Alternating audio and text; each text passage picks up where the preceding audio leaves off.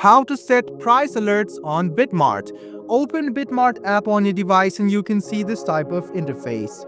To set up a price alert, you can see the search bar. Go ahead and tap on the search bar. Search for the symbol or token you want to set price alerts for and tap on it. You can see at the end, at the bottom, you can see buy. Right next to buy is something called alerts. Go ahead and tap on alerts once. Once you tap on it, you can enter the price. So after you enter the price, you can see the create alert option. Go ahead and tap on alert and you can see the edit option as well. Just go ahead and do this and tap on create alert.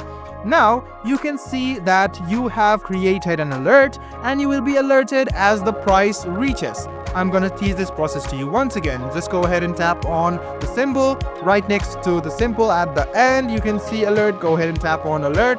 Set the price.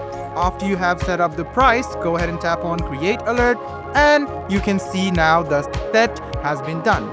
Now you will be getting price alert notifications through BitMart. I hope this video was helpful for you. Like the video, subscribe to the channel and do hit the bell button for more.